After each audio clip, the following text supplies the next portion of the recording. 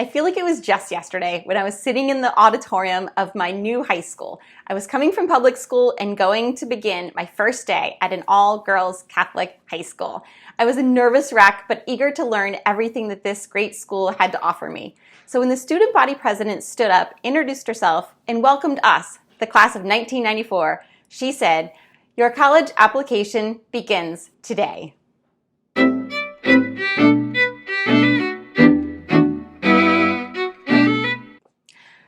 I couldn't believe what she was saying. I was so nervous about ninth grade, let alone college. But I figured this was a college prep school, so I better pay attention and I better do what they tell me to do. So one of the very first things they told us to do was get involved. So what I'm going to talk to you about today is how you can take your 7th and 8th grader and your high school student onto college. Okay, my high school did a really good job, 1, preparing us for college, and 2, getting us scholarships. I'm gonna have to double check with some friends of mine, but we had a class of about 87 in the end, and I believe we had over $2 million in scholarships. So I really believe that what I was taught in high school to get to college debt-free is very similar to what Dave Ramsey still teaches to this day. And this stuff still works. If you haven't watched my video from last week, I recommend that you go back and check out Attend Your Last Choice School, because school choice is the largest factor in going debt-free. So let's back up a little bit too, and I want to talk to you as the parents. We are always going to follow the Dave Ramsey baby steps to financial freedom. That's what I teach on this channel. So baby step 1 is saving $1,000 of a starter emergency fund. Baby step 2 is getting out of debt, everything except for your mortgage. Baby step 3 is a fully funded 3 to 6 months emergency fund. Baby steps 4, 5, and 6 can be worked together. 4 is contributing 15% to your retirement. 5 is saving for your kids' college. So here's the reality, folks. If you, as the parents, are in baby steps 1, 2, or 3, which means you are either still getting out of debt or you are still saving that fully funded emergency fund, you are not doing anything for your kids financially for college. And I know that that might be a little bit of a sting, but remember, it is not your obligation to pay anything for your kids going to college. So anything your kids are getting from you is a gift. So if you haven't been able to save their whole lives, I don't want you to feel guilty right now. We are going to start from wherever you are, and we're going to make this happen debt-free. Okay, so again, college choice is a lot of it. What I also want you to do, there are 2 books I want you guys to go out and either get at the library. This one is a potential library. The second one I'm going to show you, you really need to buy it. Okay, so this is Anthony ONeal. Can you see that title?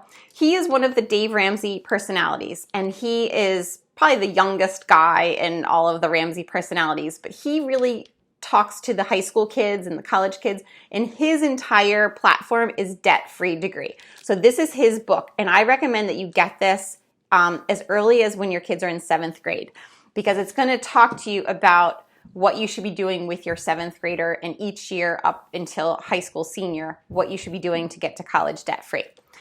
The other thing I want you to get your kids is just what we call a brag book. This can wait until 9th grade, okay? And this is just gonna be a little notebook that your kids are gonna have with them, and we're gonna talk more about that later.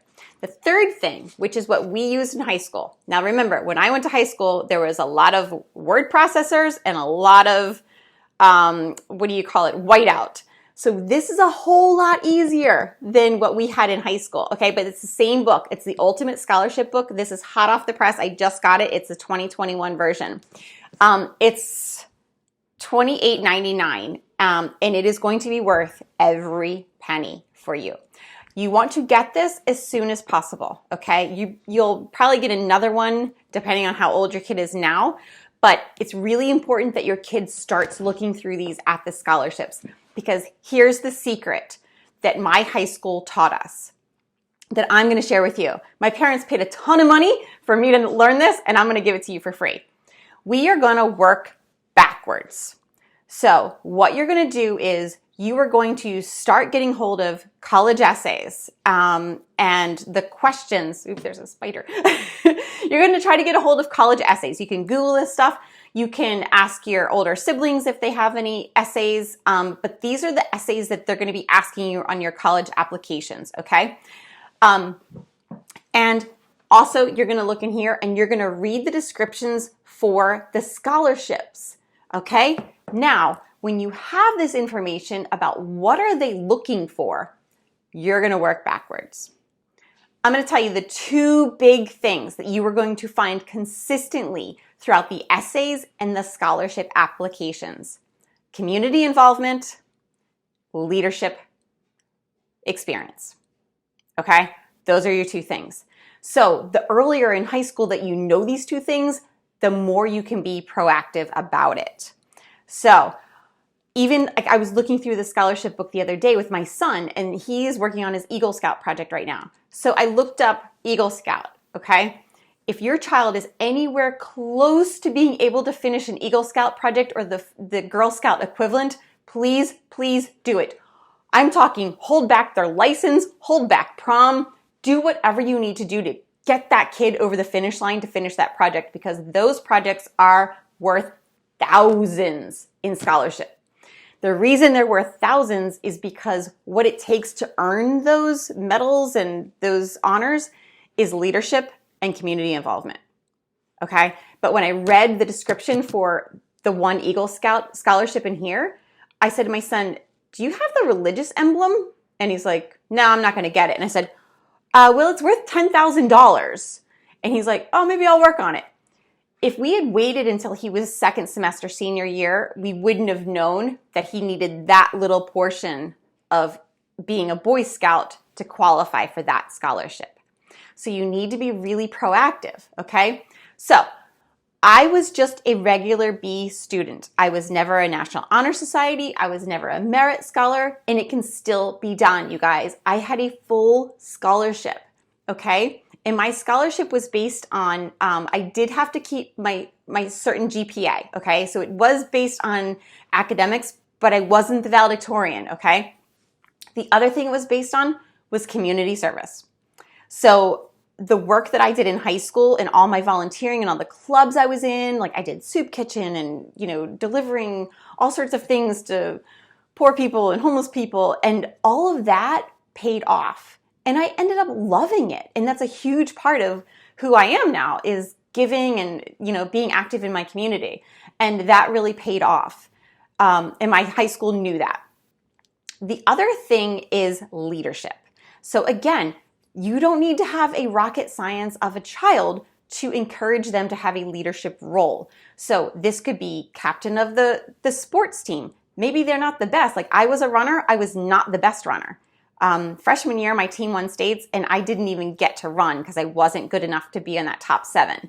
But by the time I was a senior, I was still captain of the cross country team with my friend. Okay, we were co-captains, even though I wasn't the best at it, okay? But I guess I had demonstrated enough to my coach that I was a leader and that I was a team player, and so he awarded us co-captains for that. I was also vice president of some clubs that I was in.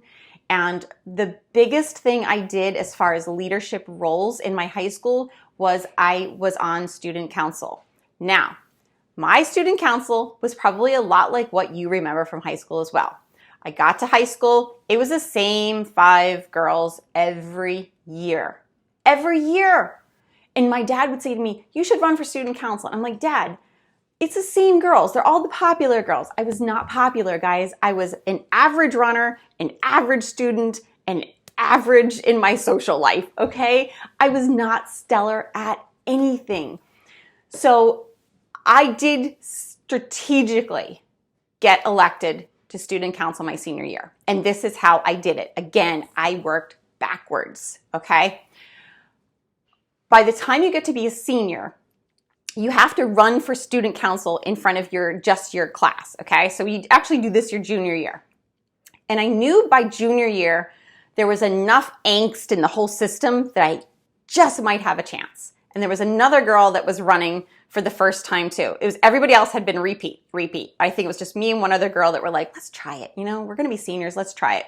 And she pretty much said to me like, hey, let's lose together. And I was like, not really my plan. So I ended up getting in that top 5. Okay. So that just means you're on student council. But for seniors, we're not just on student council. We are in charge of the whole school. So then those 5 girls go in front of the whole school, including all the underclassmen, and they give speeches. So, and then the most votes gets president, and the second most votes gets vice president. So I think there's probably 3 or 4 of us that wanted to be president, including myself. So we gave our speeches, and where my strategy came in was I knew from watching all the classes ahead of me that this is how the election went down senior year. So what I did was I always made sure I was super friendly to those underclassmen. Because there's only one senior class, there's 3 other classes below us. So even if I could get like only half of my class to vote for me or a fraction of my class, I knew I could make it up with the underclassmen. And that was my strategy. So I was always really nice to the underclassmen, and I genuinely liked them, but I just didn't blow them off like a lot of other upperclassmen would do for the younger ones, okay? And as a result, I made really good friends with people that are younger than me, and including one girl that volunteered to be my campaign manager, and I didn't even know anything about a campaign manager. It never occurred to me to make posters, and she was on it. She showed up with all these posters, and she rallied her friends, and they rallied their friends. And in the end, everybody voted, and it was a long wait for the results. And I will tell you, I did not make president. I came in second, and I was vice president of the school. But a teacher did confide in me. She pulled me aside, and she said, I just want to let you know it took a long time because we had to do a recount. So yeah, that was like my one little like thing in the back of my head that I always thought like, wonder what that recount was all about. But I was really happy to get vice president because, to be honest, I didn't know anything about student council. So I was kind of a little bit afraid to be president. I didn't even know how to run a meeting or anything. So it worked out really well. And sorry, my phone's ringing. But that was like my big leadership role that I had within the high school. Okay. And I didn't do Girl Scouts or anything really outside of school that had too much leadership potential. So these are the things you want to do. You want to get your kids involved with their community. You want to get them doing pretty good in their grades. You want to get those leadership positions, okay? I also promised you last week to talk a little bit more about how my husband got to college almost debt-free. So the other thing that you as parents should be doing right now is having good conversations about realistic, okay? I know when your kids are little, you're like, anywhere you want to go, like the sky's the limit. Let's dream big. Like let's shoot for Harvard, right? And that's one of the things that your kids should be writing down in their brag book is, as a freshman, where do you want to go to college? Do you want to be in the mountains? Do you want to be at the beach? Do you want to be in a big city? Do you want to be in urban? What do you want to study? And just kind of write down some of those general characteristics and then start looking on the internet to see what kind of colleges are in those geographic areas, okay? What interest does your child have? And as the years progress, you're just going to talk more and more about where can we realistically send you that you're going to get the most money. And how my husband ended up going to college almost debt-free was he went ROTC, which means that he went to a private Catholic university and he was awarded an ROTC scholarship, and not very much his freshman year. He actually really did a great job his freshman year, and I don't know if he was a captain or I don't know who he was, but somebody affiliated with this at the school took my husband under his wing and, unbeknownst to my husband, resubmitted his ROTC application and got my husband a full scholarship for the next 3 years.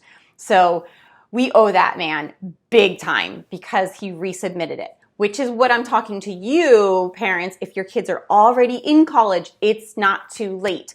Keep looking through these scholarship books. keep applying for scholarships, because some scholarships don't even kick in, or you're not even eligible until you're like a junior or a senior. Because there's people that have scholarships out there that are like, you know what, I'm gonna have a scholarship with my family's name on it, and it's gonna push these kids to graduation. Like that junior that's just run out of money or they've run out of steam. Here's a tuition scholarship that's going to get you across the finish line. Those things are out there. When you have a scholarship that you have established, you can set any criteria that you want to set. David Letterman has a scholarship out there for a C student. You have to be a C student to qualify for the David Letterman scholarship.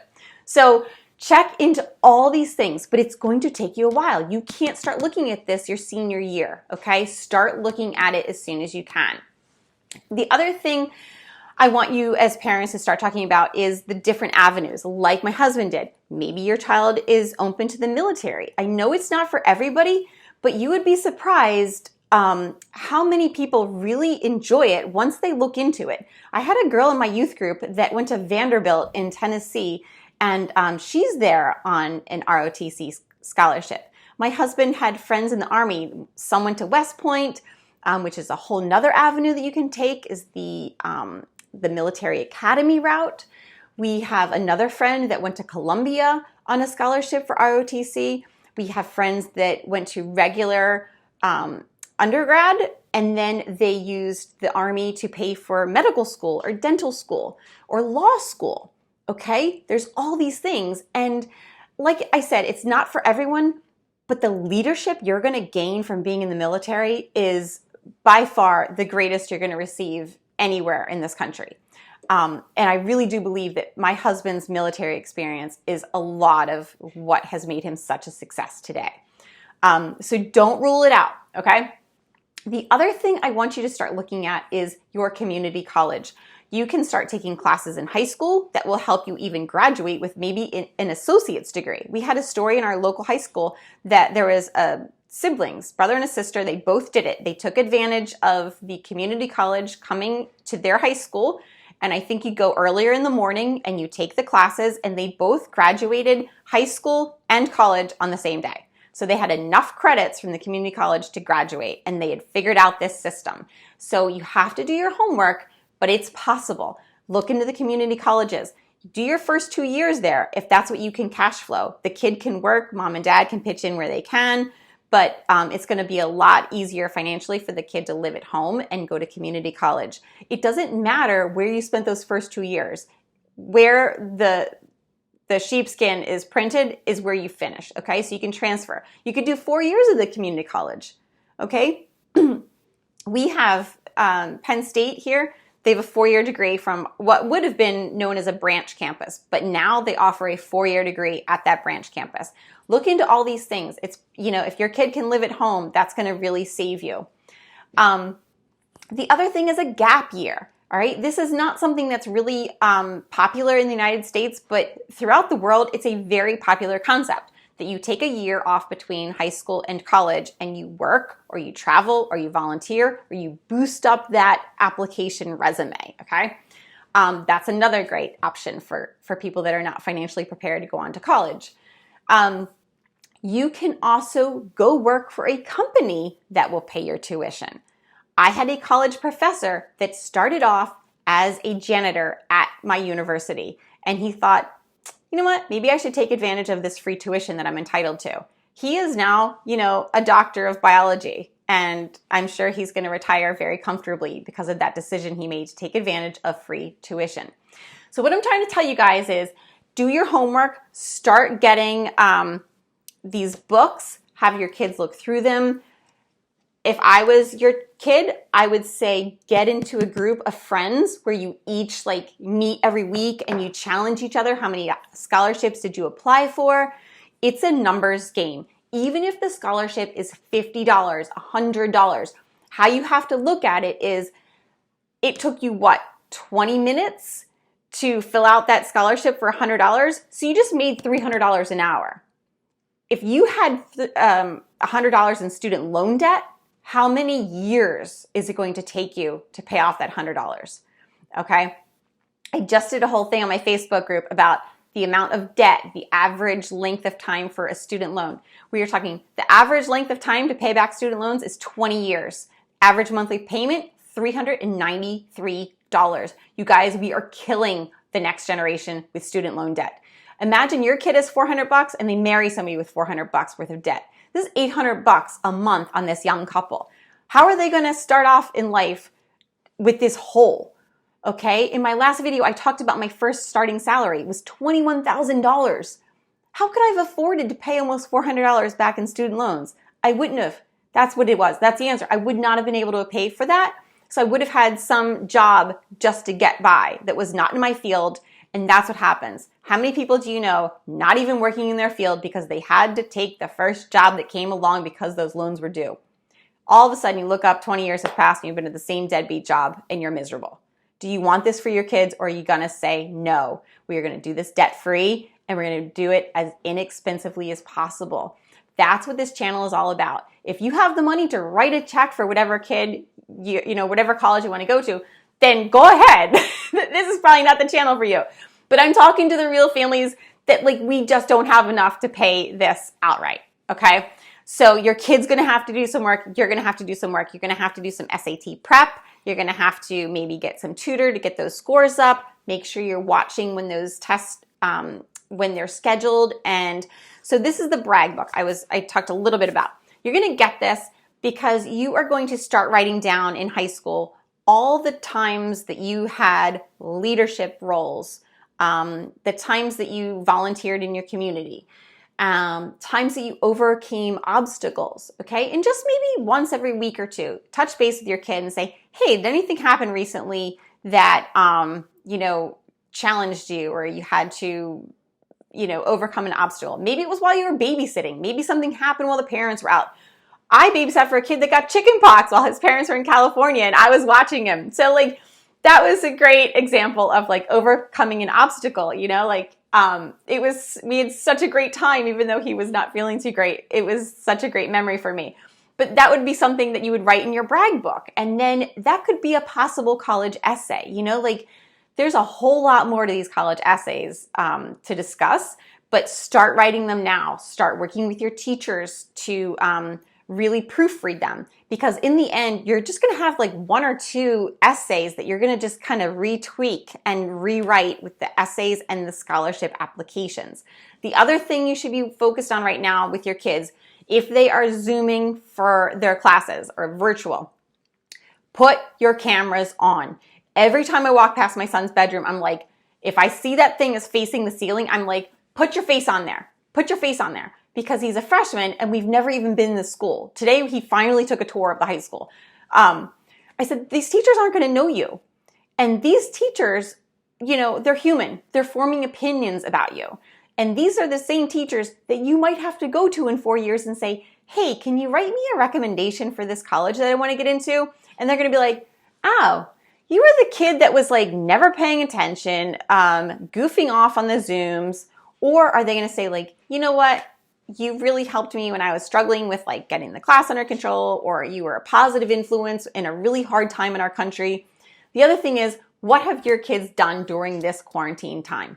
Have they taken a class? Have they started a club? Have they done anything other than sit and play video games or watch TV or just show up and be a body? Okay? Did they get a job? Did they, march for equal rights? What did they do? Again, work backwards. Colleges want to see people that are movers and shakers. All you have to do is pick up any alumni magazine. Who's featured in the alumni magazine? It's people that have made a ton of money and they're donating back to the school. It's people that are going to third world countries and, digging wells, and they're doing great things. Why are they featured? Because this is who the college is proud of. These are the alumni that they're like, this is what this school produces. So you know what? What's the best predictor of future behavior? Is past behavior. Your past behavior starts today. You're building it right now.